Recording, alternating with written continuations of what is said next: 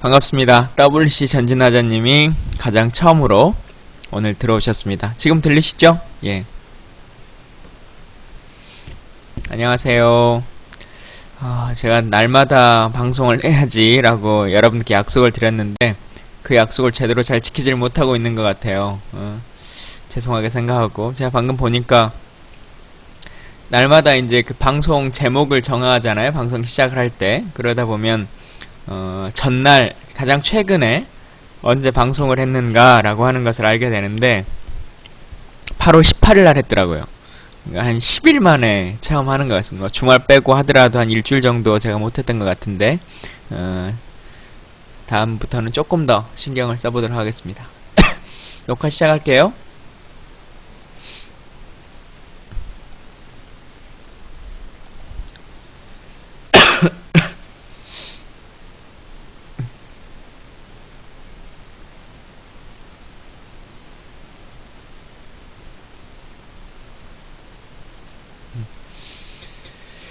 예, 반갑습니다. 오늘은 8월 28일 이고요. 김광진의 사이다 시작하도록 하겠습니다. 요즘 뭐 여기저기서 사이다란 이름들이 많이 사용돼가지고 저도 사실 오마이뉴스가 사용하던 이름을 차용하고 있습니다만 사이다란 이름이 너무 많아요. 그래서 이게 좀 희소성이 아이고 방송을 시작한지 제가 녹음 시작한 지 27초 됐는데 27초 만에 추천 억수로 받는 방송 1위에 등극하게 됐습니다. 이거 조금 당황스러운데요. 예. 뭔가 아직 시작도 하기 전인데 아침 시간이라 아마 다들 그러신 것 같은데 예. 하여튼 감사합니다. 그래도 오자마자 추천 이렇게 많이 해주셨어. 근데 엊그제 보니까 김재현 의원도 그 전 의원이죠. 방송을 시작하셨더라고요. 방송 시작했는데 방송한 지 뭐 1시간 만인가 30분 만에 제가 한 3달 동안 했던 방문자 수보다 더 많은 숫자가 오셨어요. 그래서 야 제가 인기 없는 의원이구나 라고 하는 걸 느꼈는데 하여튼 여러분들이 조금 더 많이 도와주시고 참여해주시고 많이 좀 알려주시고 그러면 좋겠습니다. 아시는 것처럼 요즘 시국이 좀 힘들었어요. 뭐 제가 힘든 건 아니고 온 국민이 다 걱정과 염려가 있었고 또 그래도 나름 잘 해결이 됐습니다. 남북 간에 그것이 잘 타결됐는데 극단의 대치로 이루어지는 그 상황이 과연 양국의 수뇌부에게는 좋을 수 있겠습니다만 정치적인 이득이나 이해득실이 있을 수는 있겠습니다만 국민들에게는 참 걱정스럽고 우려스러운 그런 시기였는데 김관진 실장이죠. 제가 국방장관일 때 계속 같이 일을 해서 장관이란 이름이 붙었습니다만 김관진 청와대 안보실장과 통일부 장관 그리고 저쪽에 황병서 총정치국장과의 회담 근데 이런 건 좀 고민이 드는 것 같아요. 왜 근데 합의문에 이르지 못했을까? 40여 시간 4일간이 넘는 그 시간 동안 회의를 했고 최종적인 결과가 도출됐다면 양자 간에 서명이 있었어야 되는데 서명이 없는 문서가 되다 보니까 입장 발표문이 달라지잖아요. 뭐 동시에라는 단어, 뭐 첨예한이라는 단어 이런 것들이 북한 측은 들어있는 걸로 발표를 하고 우리 측은 그런 것은 동의해준 적이 없다. 그 원래 원고에 있는 말이 아닌데 갑자기 끼어연 거다. 뭐 이제 이렇게 돼버려서 최종적인 합의문은 좀 동일하게 나왔으면 좋았겠다라고 하는 생각을 갖게 됩니다. 근데 뭐 그럼에도 불구하고 남북이라고 하는 특수성이 있고 그런 것들을 감안하고 이해한다라고 하면 어제 많은 분들이 뭐 말씀하신 것처럼 남북관계라고 하는 것에서 절차와 형식 이런 것만 다 따질 수는 없다라고 하는 생각은 들어요. 국민들께서 조금 더 이해해 주셔야 될 것 같고 더 이상의 대치를 좀 넘어서서 평화로 나아갈 수 있는 그런 길 이렇게 좀 나아갔으면 좋겠다라고 하는 생각은 많이 갖고 있죠. 잠깐만요. 제가 무슨 표 하나를 보여드릴게요. 아이고 잘못 눌렀다.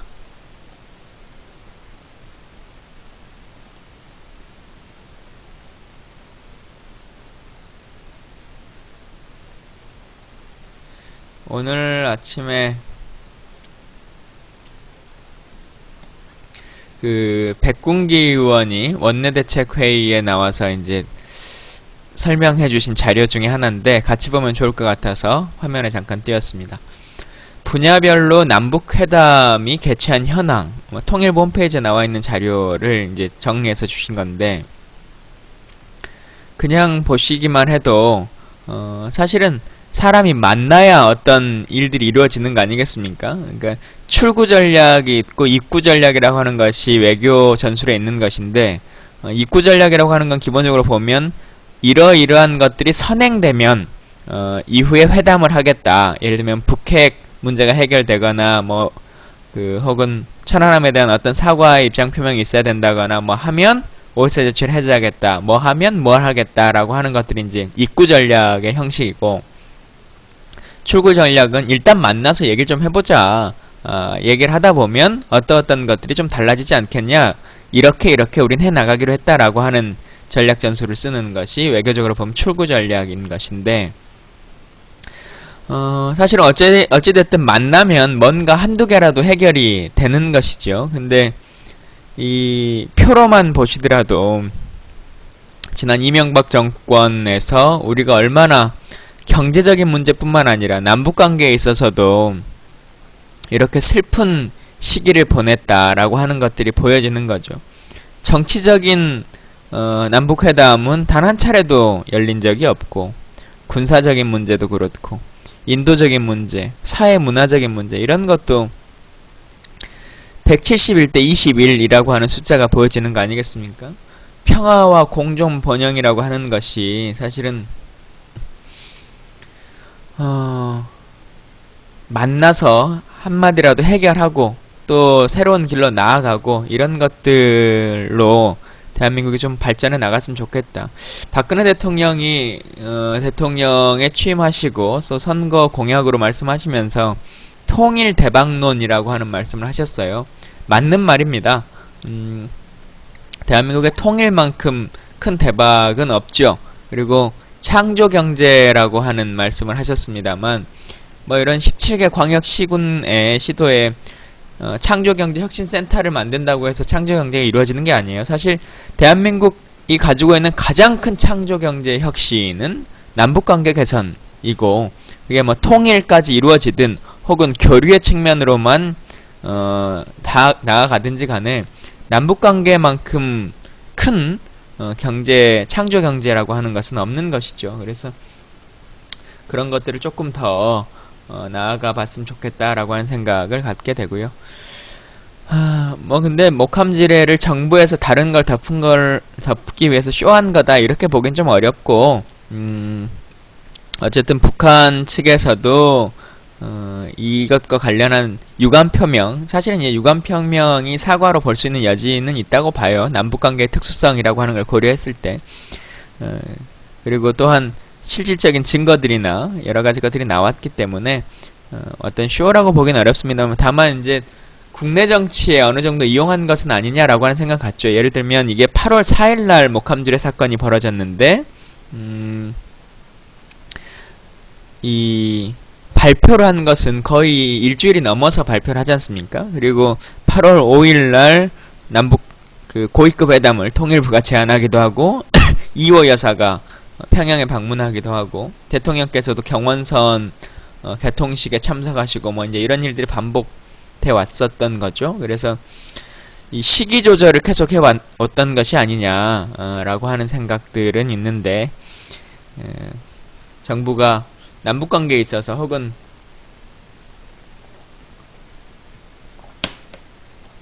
군사적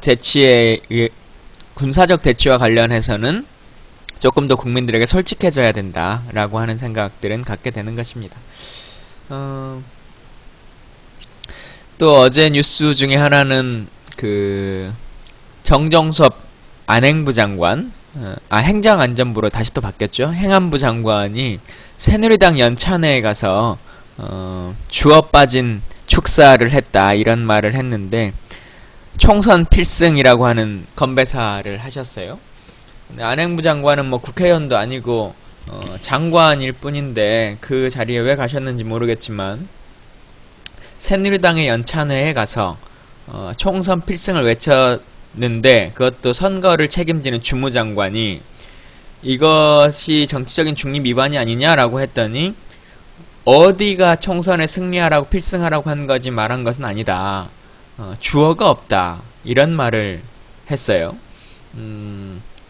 과연 새누리당 연찬회에 가서 새정치민주연합 총선 승리하라고 얘기했던 걸까요? 그 말이 안에 담겨져 있었는데 저희가 이해를 하지 못하고 있는 걸까요? 우리 참 상식의 범위에서 살 수 있는 그런 나라면 좋겠는데 상식적인 대답조차도 듣지 못하는 그런 상황입니다. 저희 당에서는 선관위의 고발을 하려고 하고요. 또 필요하다면 검찰의 고발, 그리고 국회에서는 이분과 관련해서 해임 건의를 요구할 수 있고 또 탄핵을 요구할 수 있기 때문에 그와 관련해서도 얘기를 하려고 하고, 최경환 장관도 이제 관련한 이야기를 했었죠.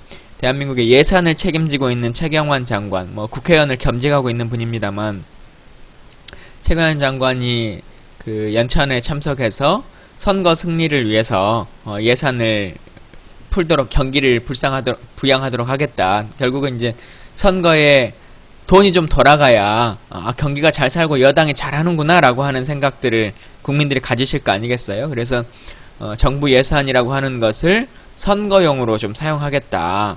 그렇게 위해 선거를 위해서 경기 부양을 하겠다. 이제 이런 말씀을 하셨는데 이것도 명백한 선거 위반이죠. 그래서 이 두 건과 관련해서 당에서 입장들을 좀 정하고 있다라고 하는 말씀을 드립니다. 또 여러가지 사실은 일들이 많고 했었는데 이번 주에는 진짜 저도 정신없이 그냥 지나가 버린 것 같아요. 무슨 일을 어떻게 하게, 바쁘기는 정말 바쁘게 지냈는데 돌이켜보면 내가 어제는 무슨 일 했지? 라고 하는 생각을 할 때가 많이 있어요. 저희 직원들하고도 우리 어제 저녁에 누구랑 약속 있었나? 이렇게 아침 회의를 하다 보면 직원들도 잘 기억 못하는 경우들이 있고, 그러니까 이게 그냥 시간이 흘러가 버리는 안타까움, 그런 것들이 좀 있는 것 같아요. 시간을 내가 계획해서 효율적으로 사용해야 되는데 그러지 못하고 쓸려다니면서 약간의 시간이 내 삶이라고 하는 것이 소비되는 것이 아닌가 라고 하는 생각들이 있어서 그런 고민들은 좀 가지고 있습니다.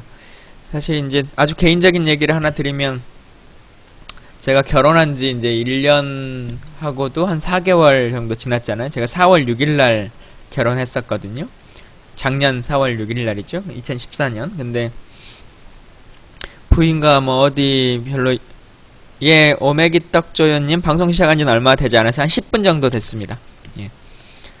부인과 별로 같이 시간을 보내기도 쉽지 않고, 정치인 가족이라고 하는 것이 별로 좋은 일이 아니에요. 남들이 보기에는 국회의원의 가족이다 그러면 좀 선망을 할 것 같은 그런 생각이 들지만, 일상이 제약되고 또 제 직업의 특성상 저녁도 없고 주말도 없는 그런 삶이잖아요. 그래서 개인적으로 가족과 함께 보낼 시간이 없어서 한 달에 딱 하루 정도는 어느 도시라고 하는 곳을 여행해보자, 어디가 됐든 이라고 하는 약속을 가졌어요. 그래서 이번 달에는 부산을 한번 가봤으면 좋겠다라고 해서 이번 주 토요일날 부산에 가는데, 혹시 이 방송 보시는 분 중에 부산 사시는 분 계신가요? 부산에 계시면 부산에서 잠깐 커피 한잔 하셔도 좋을 것 같습니다. 예. 그래서 1박 2일을 다 보내진 못하고 부산에서 토요일 하루를 보내고 일요일부터는 다시 또 순천에 내려가서 주말 일정을 해야 될 것 같습니다. 지역을 이렇게 좀 다니면서 추천하실 수 있는 좋은 맛집 있으면 좀 알려주시고요. 또 기회가 된다면 여러분들도 같이 볼 수 있는 그런 시간이 되면 좋겠습니다. 예. 오케이 해피님 가평에 사신다고. 예. 혹시 지금 함께 하시는 분들이 어디에 사시는지 한번 서로 같이 공유해 볼까요? 본인이 살고 있는 시군구만 한번 간단하게 댓글에 좀 써주실래요? 한번 쭉 한번 우리가 같이 보시죠. 다들 어디에 살고 계시는지 함께 한번 봐보죠. 서울, 청주, 안양, 인천, 서구, 대전, 광주, 울산, 군포, 아산. 대전이 많네요. 대전, 부산, 파주, 순천. 순천분 감사합니다. 예, 서울, 안양, 울산. 인구수에 비하면 서울이 많아야 되는데 생각보다 서울이 많지 않네요.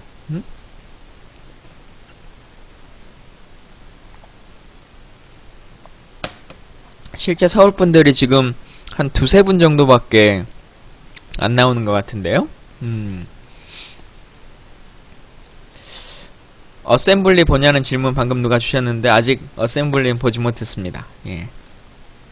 일부 봤어요. 1편.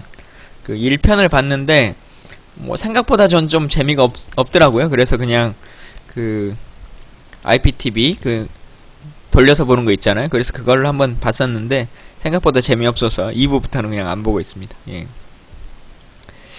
재밌나요? 예, 제 방송이, 그러니까 아프리카 TV가 주로 좀 그런 것 같은데, 이 시사방송이라고 하는 것이 아프리카 TV에 그렇게 많지 않잖아요? 그러다 보니까,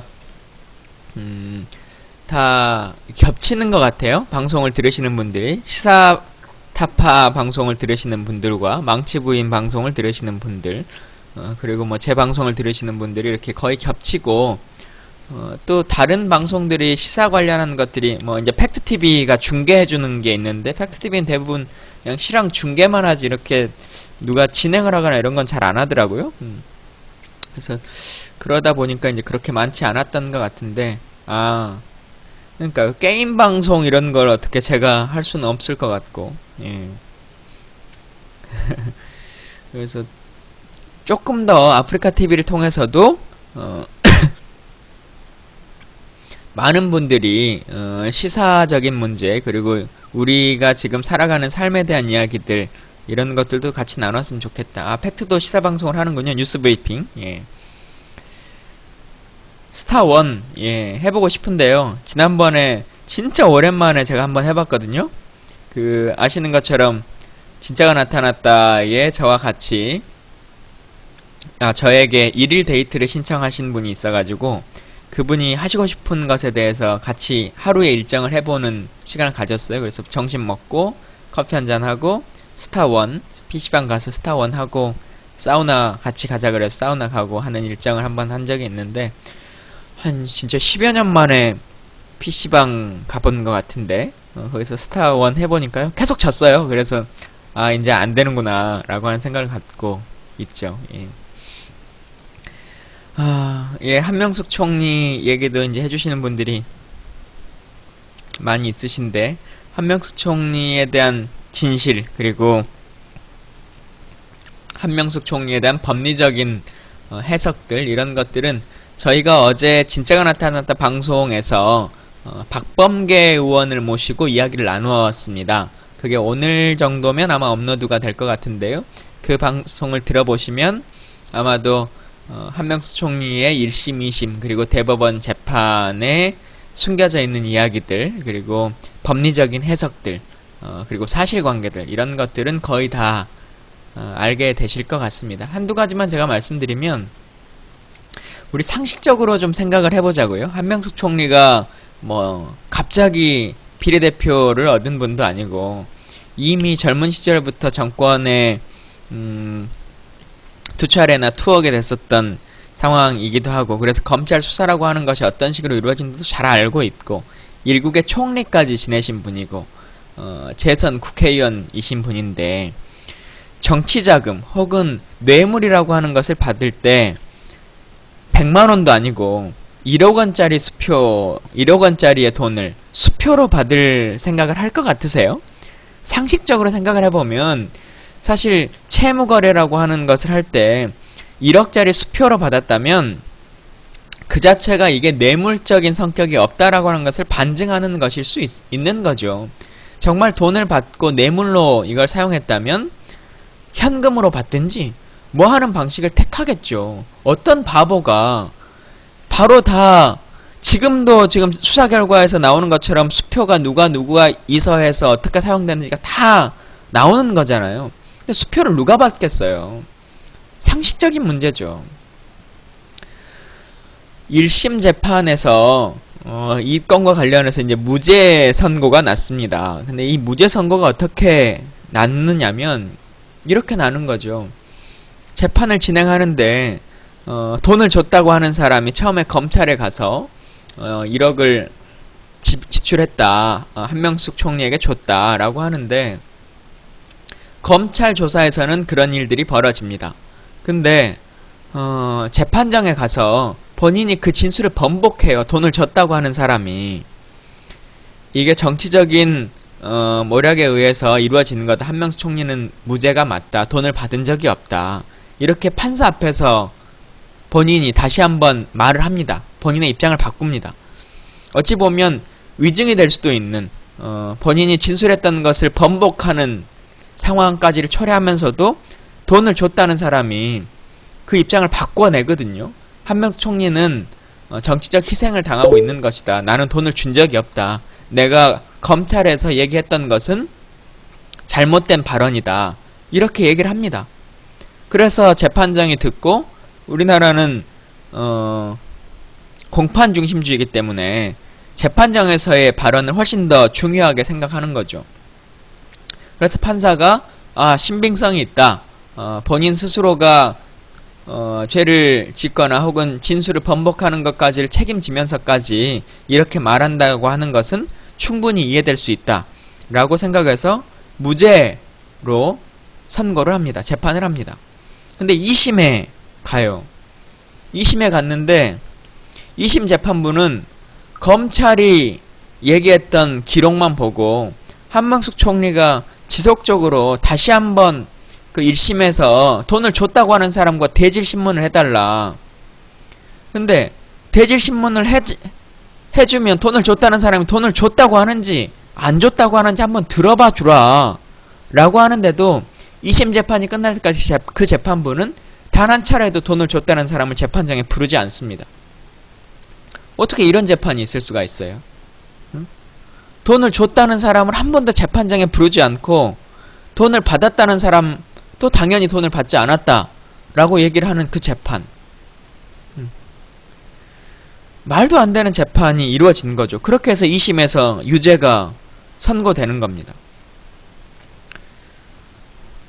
참 안타까운 일들이 반복되는데요. 제가 법리 전문가가 아니어서 뭐 법률적인 해석들을 잘 드릴 수가 없습니다만 진짜가 나타났다 방송을 한번 이따가 오후에 저희가 업로드를 하게 되면 지켜봐 주시고 사실 이제 이 문제가 한명숙 총리 혼자만의 문제일 것이냐라고 하면 그렇지 않은 것이죠. 지금 권은희 의원이 바로 그 다음 타겟이 되고 있지 않습니까? 진실을 말했다라고 하는 이유로. 한명숙 총리 같은 경우는 돈을 준 사람도 돈을 받은 사람도 없지만 사법부가 생각하기에 돈을 줬을 것이다 라고 하는 그냥 이 상황으로 71세의 일국의 총리까지 지낸 분을 그리고 현직 국회의원을 영어의 몸으로 만드는 재판을 사법부가 시행하고 그 다음 타겟은 권은희 의원인데 진실을 말했다는 이유로 본인의 양심에 반하지 않기 위해서 본인의 이 경찰이라고 하는 조직 혹은 정권이라고 하는 것들보다 본인의 양심이 훨씬 더 소중했다. 그래서 나는 진실을 고백하겠다 라고 하는 그 진실을 말했다라고 하는 이유로 재판을 받게 되지 않습니까? 이게 정상적인 국가인가? 납득될 수가 없는 거죠. 응? 성완종 관련자들 지금 다 어떻게 됐습니까? 그 사람이 죽으면서 남겼던 그 기록들, 몇 억씩 받았다라고 하는 그 기록들 다 지금 그 사람들 뭐 수사도 제대로 이루어지지 않고 있잖아요. 다 무죄 취지로 끝나잖아요. 증거 없음 이렇게 끝나버리는 거 아닙니까? 과연 우리가 사법부라고 하는 것이 법 앞에 평등이 이루어지고 있는 나라인가? 한 번 더 진지하게 생각해 봐야 할 시점에 온 것 같습니다. 대한민국이 어떻게 나아가야 할 것인가 라고 하는 고민들을 여러분과 함께 해야 될 것 같고요. 이것은 뭐 지탄하고 비난하고만 할 수 있는 문제는 아니고 하나하나 여러분들과 함께 개선해 나가고, 또 노무현 대통령께서 돌아가시면서 이런 말씀 하셨잖아요. 민주주의 최후의 보루는 깨어있는 시민의 조직된 힘이다, 이렇게 하셨는데, 깨어있는 시민이라고 하는 것도 중요한 일입니다만 더 중요한 건 깨어있는 시민보다 조직된 힘이라고 하는 것이 훨씬 더 중요한 거죠. 얼마나 많은 사람들이 단일된 힘을 가지고 단일된 목소리를 줄 수 있을 것이냐, 그리고 그들에게 힘있게 저항할 수 있을 것이냐 라고 하는 것들, 작지만 우리의 목소리를 낼 수 있는 그 소그룹들을 많이 만들어 봤으면 좋겠습니다. 예. 여러분들이 함께 해주실 거라고 믿고요. 그런 길들에 제가 할 수 있는 일들이 있다면 그 힘을 같이 좀 만들어 봤으면 좋겠습니다. 여러분들이 올려주시는 댓글들 같이 좀 보면서 이야기 나누도록 할게요. 예. 저에게 질문 있으시거나 하시고 싶은 말씀 있으신 분들은 이야기 같이 좀 해주시면 좋겠습니다.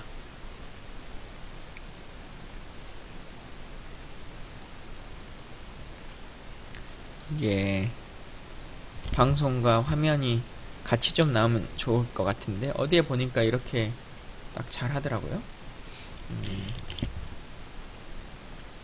선거를 자꾸 지는 이유가 뭘까요? 어려운 질문입니다. 아, 이 화면을 키우면 되는군요. 제가 이 생각을 못.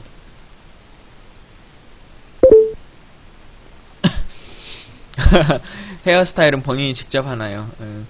제가 원래 막 머리 다듬고 이런 것들을 잘 못해가지고 그냥 뭐 드라이기도 거의 사용하지 않고 샤워만 하고 나오면 그냥 이렇게 왁스만 살짝 바르는, 그렇게 머리를 관리하고 있습니다. 예. 그러게요. 아프리카에도 처음에 제가 방송할 때는 지지자분들이 좀 줄으셨고 했는데, 이 최근 들어서는 여러 말들을 하시는 분들이 많이 오시는 것 같습니다. 근데 그분들도 뭐 오셔서 듣다 보면 스피커는 좀 켜놓고 하시면 좋을 것 같아요. 댓글을 쓰시더라도.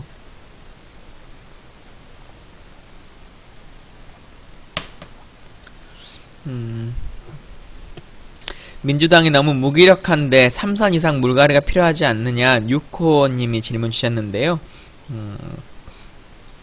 뭐 새정치민주연합이 3선 의원 혹은 그보다 더 높은 선수를 가진 의원들이 일괄적으로 물갈이해야 되느냐라고 하면 저는 반대합니다. 그게 옳은 형식이 아닌 거라고 판단되고요. 국회라고 하는 특성상, 그리고 정치라고 하는 특성상 다선 의원들이 할 수 있는 역할이 있고, 또 다선 의원만이 가질 수 있는 경험과 경륜이라고 하는 것들이 있거든요.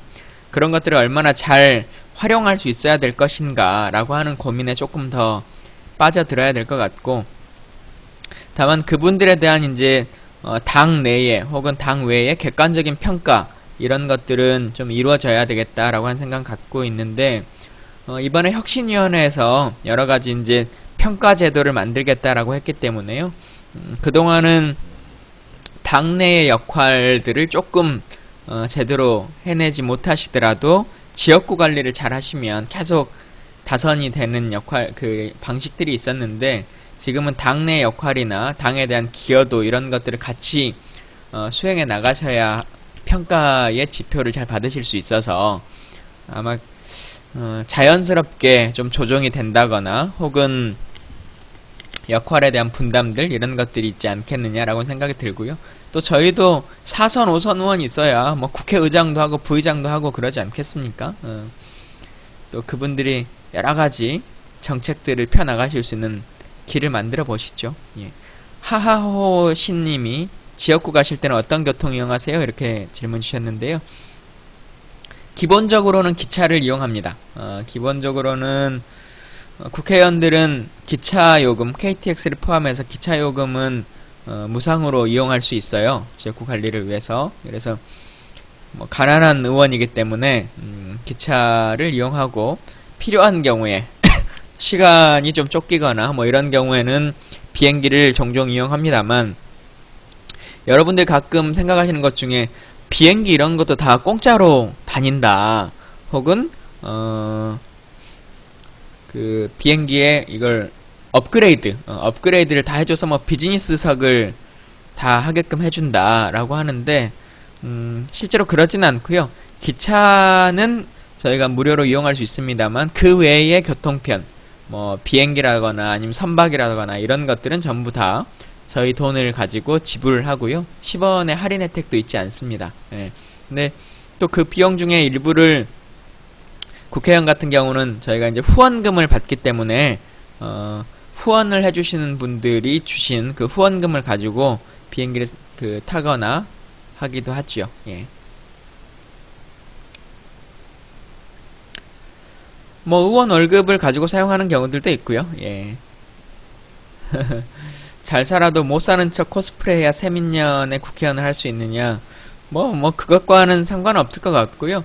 정치적으로 어떤 입장을 가지고 또 하게 되는지를 가지고 시민들이 다 평가하시는 것 같고, 이미 국회의원들은 출마를 하는 순간에 본인의 재산을 모두 공개하도록 되어 있거든요. 선거에 나오시는 순간 선거 공보물에 자기 재산의 총액에 대해서도 선거 공보에 명시하도록 법에 되어 있기 때문에 재산이 얼마인지는 숨기지 않고 다 공개되어 있는 것이죠. 예.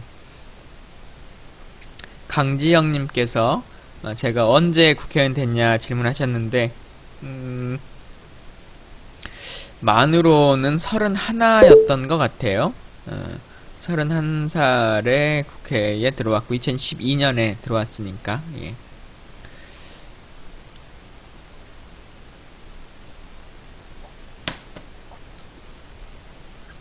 재산의 반 정도는 숨길 수 있지 않느냐? 모르겠어요. 뭐 현금을 엄청나게 가지고 있는 분이라면 숨길 수 있는 재산의 금액이 좀 커질 수 있을지 모르겠습니다만, 현금이 그렇게 뭐 많이 가지고 있는 그런 상황이 아니라면 잠깐만요. 숨길 수 있는 재산이라고 하는 것도 뭐 거의 있을 수가 없을 것 같고요. 저희가 본인이 신고하는 형식으로 되어 있는 것이 아니라 전산에 의해서 다 부동산이라거나 아니면 금융계좌라거나 이런 것들은 다 전산상으로 공개되어 있거든요. 그래서 저희가 사실은 모르고 있었던 통장, 우리 통장들 보면 뭐 몇만원 이렇게 들어있는데 잘 안 쓰는 통장들 있잖아요. 그리고 혹은 예전에 학교 다닐 때 만들어 놨다거나 했는데도 불구하고 사용하지 않는 통장들, 이런 것들은 국회 들어와서 찾게 되더라고요. 자동적으로 나와요. 그래서 다 매년 나오는 거기 때문에 뭐 금이나 달러, 뭐 하여튼 현금 뭐 이런 것들을 숨기려고 맘먹으면 숨기겠죠. 그런데 그렇게 숨길 수 있는 재산이라고 하는 것이 뭐 얼마나 많이 있겠습니까? 예. 예, 제가 여러가지 이야기들을 채팅창에 써주시는 분들에 대해서는 다 환영하고 반갑게 생각합니다만, 똑같은 글들을 계속 반복해서 쓰시는 것들은 다른 분들에게 도움이 되지 않는 것 같아요. 방해하는 것 같아요. 그래서 사스12님 같은 글을 계속 쓰지 않아 주셨으면 좋겠다 라고 하는 말씀 드리고요.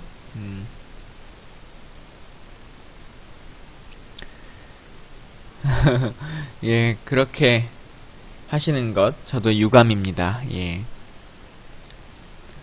북한에서 지령을 받았느냐, 이런 질문을 주셨는데, 북한에서의 지령을 어떻게 받는지 혹시 땡띠하게 앙앙님, 이 아이디도 참 특이하신데 어떻게 받는지 알고 계시면 좀 알려주실래요? 본인이 알고 계시니까, 혹은 지령을 받아봤으니까 누군가에게 지령을 받는 것이 아니냐, 이런 질문을 하시는 게 아닐까요? 예. 군대 인권에 대한 이야기, 대한민국 군대 인권의 가장 큰 문제는 제가 여러 매체에서도 말씀드리고 똑같은 이야기들을 반복해서 드립니다만, 대한민국 국민들의 인식 개선에 있습니다. 뭐 국방부 장관이나 군 장성들의 인식 개선도 중요합니다만, 그것보다 훨씬 더 중요한 것이 대한민국 국민들 모두가 생각하는 인권의 척도, 인권의 수준, 그리고 인권의 기준이라고 하는 것입니다.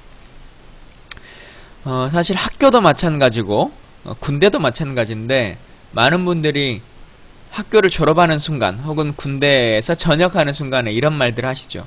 야, 대한민국 군대는 조금 더 빡세져야 돼. 야, 요즘 군대가 군대냐? 예전에 우리 군대에 비하면 지금은 보이스카웃이야. 이런 말들 많이 하시죠. 근데 인권이라고 하는 것은, 폭력에 대한 행위라고 하는 것은 가해자와 피해자 간에 이루어지는 일이 아닙니다. 그것을 바라보고 있는 제3자, 그들이 어떤 시선을 가지고 보는 것인가 라고 하는 것이 인권의 수준을 말하는 것이거든요. 학교 폭력이 사라지지 않는 가장 큰 이유가 그것입니다. 방관자들이 그것에 대한 문제 제기를 하지 않는 것인 거거든요. 그냥 방조하는 것이거든요. 이것을 해결하는 것, 이게 대한민국 군대 인권이 달라질 수 있는 가장 큰 기준점이라고 하는 말씀을 드립니다. 그래서 대한민국 군대 인권의 기준이 내가 20년 전에 군생활할 때에 비하면 지금 어떻게 됐다 라고 하는 것이 기준이 아니라, 2015년 대한민국 국민들이 생각하기에 이 정도의 수준으로 우리 인권이 나아가야 되는 것이냐 라고 하는 것에 대해서 인정할 수 있는 기준, 그 기준을 찾는 것이 훨씬 더 중요하겠죠. 예. 그래서 여러분들이 훨씬 더 많은 관심을 가져주시고, 군대니까 원래 그래, 원래 그런 것은 세상에 존재하지 않습니다. 그리고 그래왔다고 그게 옳은 것도 아닙니다. 그래왔던 그 관례들을 하나하나 깰 수 있는 것, 그게 국민들의, 깨어있는 시민의 조직된 힘이 만들어낼 수 있는 가장 큰 힘이겠죠. 예. 건빵이에요님이 경주김씨냐고 물어보셨는데요. 예, 경주김씨 맞습니다. 경주김씨 수은공파인데, 같은 파가 있으시면 좋겠네요. 예. 삼수생이신데 죽어버릴까요? 이렇게 질문 주셨어요. 에듀 오버맨이란 분이신데, 삼수를 했다고 해서 자살할 이유가 있겠습니까? 대한민국 사회를 살면서, 그리고 인생이라고 하는 것을 살면서 본인이 또 그 시간만큼 해보고 싶은 일이 있으시니까 삼수라고 하는 것을 투자하시는 거잖아요. 누군가에게 3년이라고 하는 시간은 어떻게 보면 길다면 길 수 있겠지만 짧다면 참 짧은 기간이에요. 뭐 대학 4년을 다녔지만 그 대학교를 포기하고 새로 대학을 가는 사람도 있고, 저 같은 경우도 대학원을 순천대학교에서 사학과를 나왔습니다만 또 지금도 다시 대학원을 다니거든요. 그런 걸로 보면 학업이라고 하는 것이 계속 반복될 수도 있고, 또 대학을 들어가는 동안에 3년이라고 하는 시간을 좀 먼저 보낼 수는 있습니다만, 다른 분들 같은 경우는 예를 들어 대학을 일찍 들어갔지만 공무원 시험을 준비한다거나 혹은 취업 준비를 하면서 1, 2년을 또 보낼 수도 있고, 뭐 여행을 다니면서 보낼 수도 있고 한 거기 때문에, 인생에서 그 기간이 모든 것을 좌우하는 것은 아니다. 그리고 본인 스스로가 판단하신 거잖아요. 인생을 살다 보면 기회비용이라고 하는 것이 있죠. A라고 하는 것과 B라고 하는 것을 선택해야 하는데, 내가 밭이 100평이 있다. 근데 여기에 배추를 심을지 무를 심을지를 결정해야 되는 거죠. 근데 김장철이 됐을 때 배추값이 비쌀지 무값이 비쌀지는 누구든 장담할 수는 없어요. 그러나 예측을 하죠. 여러 판단을 통해서, 아, 올해는 무값이 좀 오를 것 같으니까 나는 무를 심어야겠다 라고 생각을 해요. 근데 지나고 나면 배추값이 폭등했을 수도 있어요. 그래서 무가 농사를 열심히 지었지만 돈을 별로 벌지 못했을 수도 있어요. 많은 사람들이 후회하죠.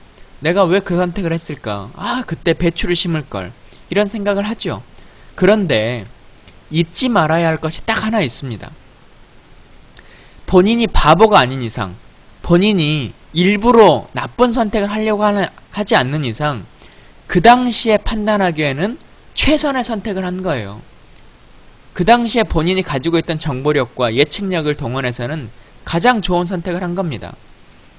고민해야 될 것은 내가 그때 배추를 심었으면 좋았겠다라고 하는 후회를 해야 되는 것이 아니라 내가 어떤 정보라고 하는 것을 놓쳤고 어떤 판단이라고 하는 것을 하지 못했다 라고 하는 것을 복기해서 다음부터 어떤 일들을 선택하게 될 때는 이러이러한 것들도 같이 예측하고 고민해야겠구나 라고 하는 생각을 갖는 것이 중요한 것이지, 그냥 내가 그때 배추를 심었어야 하는데 라고 하는 것만을 후회하고 한탄한다고 해서 달라질 것은 없는 거죠. 삼수하시는 분도 마찬가지시겠지만 본인이 생각하시기에는 어떤 대학을 가실 수 있었을 겁니다. 뭐 예를 들면 아주 낮은 성적의 대학을 가실 수도 있었겠죠. 그러나 본인이 판단하시기에 그런 것보다 1년의 시간을 혹은 2년의 시간을 더 보내는 것이 좋겠다. 그렇게 내가 더 공부를 해서 이 시간을 투자하는 것이 내 인생 전체, 남은 인생 60년, 70년, 80년을 생각해 봤을 때는 훨씬 더 소중한 시간이겠다 라고 했기 때문에 판단하고 결정하신 거죠. 스스로를 믿으세요. 스스로를 신뢰하시고 자기 자신을 사랑하세요.